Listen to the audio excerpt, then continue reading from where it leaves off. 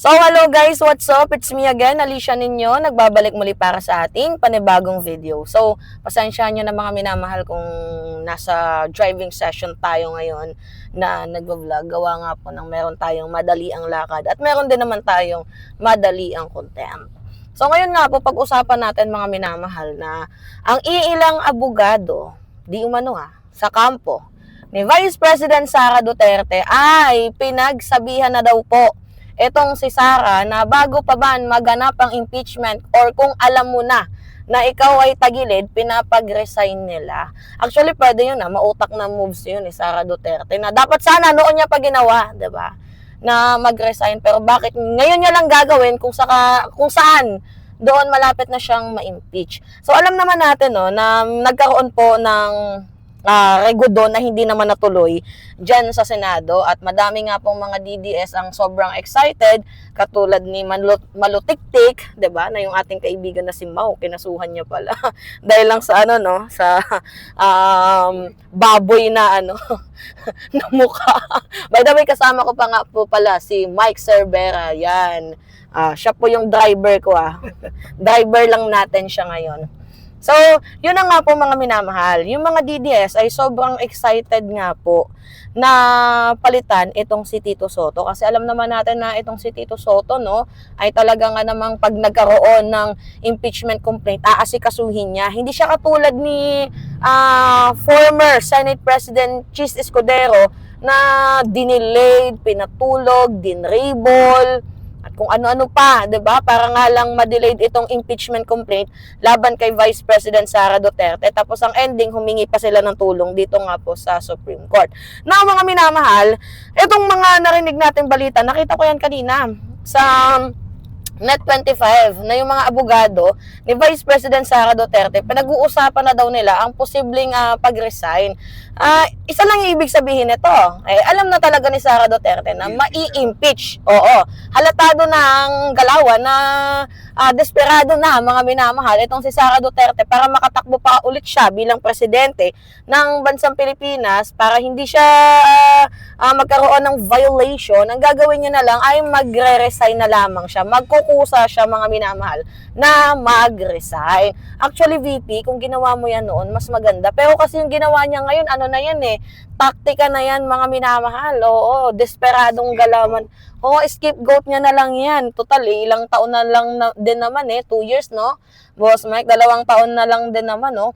So, yun yung iniisip ni Sara Duterte na only way and opportunity na din niya yan para makatakbo bilang presidente ng bansang Pilipinas. Pero bago pa man mangyari yun, sana magkaroon ng kahit papaano mapabilis ito nga pong botohan dito nga po sa plenaryo kung sakaling talakayin nga po ang impeachment complaint ni Vice President Sara Duterte. Lalo pat mga minamahal, nung nakaraang taon, meron tayong nakuhang 1/3 vote at sobrado pa. Ang 106 votes naging 215. So talagang makukuha din natin ulit yan ngayon. At dyan I think itong si Sara Duterte kinakabahan kasi ang 7 article of impeachment ay posible pang madagdagan. 'Di ba? Pwede pang idagdag yung kay Ramil Madriaga. 'Di ba? Pwede pang idagdag yung joint account ni Vice President Sara Duterte tapos ni former President Duterte. So madaming pwedeng idagdag sa panibagong impeachment complaint ni Vice President Sara Duterte. At lilinawin ko sa inyo mga minamahal, yung ginawa ng Supreme Court, hindi ibig sabihin na wala na yung grounds ng pagnanakaw ni Vice President Sara Duterte. Yung ginawa ng Supreme Court ay technicalities dahil mali daw po ang pag-file ng impeachment complaint laban sa kanya. Yun yung sinasabi ng Supreme Court. Kaya nga pwede, 'di ba? Again and again, pwede pa tayong mag-file, dagdagan pa natin ang grounds ni Sara Duterte kasi hindi naman nawala yung grounds niya na nagnakaw siya, 'di ba? Na binantaan niya si F. Elisa, si PBBM, at dito kay Ninong Martin, 'di ba? So, yan na nga yung sinasabi ko sa inyo mga minamahal, na itong si Sara Duterte medyo kinakabahan. And also yung kanyang kampo, nag-iisip na din ng strategy. Which is yung strategy nila is yung, yun na nga, only way, 'di ba, is magre-resign siya. Syempre tayo, iisipin natin, uy, matutuwa tayo kasi nag-resign na itong si Sara Duterte. Tagumpay tayo. Pero hindi niyo alam, mga minamahal, sa gitna ay sa harap ng ating tagumpay, 'di ba? Kung sakali man siyang mag-resign, meron pa din kaakibat na yan nasumpa kasi pwede pa siyang makatakbo bilang presidente ng bansang Pilipinas. So, medyo mahutak din yung advice ng kanyang lawyer, pero isang malaking kahihiyan yun 'di ba, na nag-resign ka kasi alam mo na may impeach ka, alam mo na meron kang grounds ng pagnanakaw. So, nakakahiya man isipin, no, mga minamahal. Pero makapal naman ang muka ni Vice President Sara Duterte, 'di ba? Sa sobrang kapal nga, talagang kulang na lang pukpukan mo ng masilya, 'di ba, mga minamahal.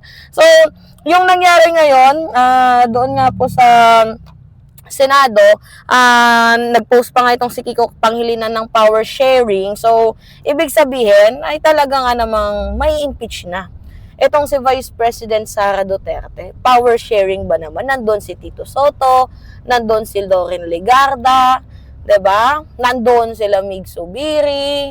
Kasi wala talagang pwedeng ipalit na Senate President, mga minamahal, na pwede nilang ibenta na tapos sasabihin nila neutral. Walang ibang senador na pwedeng maging Senate President. Kung si Loren Legarda pwede, pero parang itinulak niya na lang din yung kanyang sarili sa bangin. Tandaan ninyo, mga minamahal, parang dalawa lang yung dadaanan niya, patay or kadimalasan. 'Di ba? So, yung tumatawa si Boss Mike,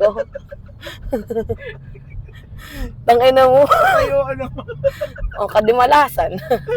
Hindi pwedeng patay o buhay 'di ba? Malas na lang. Mamamatay ka dyan sa ginagawa mo, konsumisyon. Siguradong kapahamakan. Kapahamakan pala. Yun, kapahamakan yung right term, mga minamahal. So, kami po ay pupunta na ng Bengador. Manood kayo, mga minamahal, dahil meron po tayong... Ka ba? Hindi. Record lang to. Tapos upload ko ngayon, tapos diretso tayo live maya-maya. So, nag-aantay lang ako ng mga viewers natin na pwedeng pumasok dito tapos magko-comment. Kayo, mga minamahal. Magla-live ka? Hindi nga. Sa Bengador na ako magla-live. Yung camera ko itututok ko lang sa akin.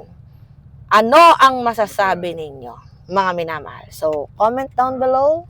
Please do the likes and share. And always nyo pong i-hit ang notification bell para lagi kayong na-update sa mga video na ina-upload natin. At sa mga team replay, mga minamahal, maraming salamat po sa pagsuporta nyo dito po sa ating munting channel, 'di ba? At tayo po ngayon ay running to 400,000 na po, 'di ba? So, dumadami ang mga minamahal natics, 'di ba? So, yun lamang po, mga minamahal.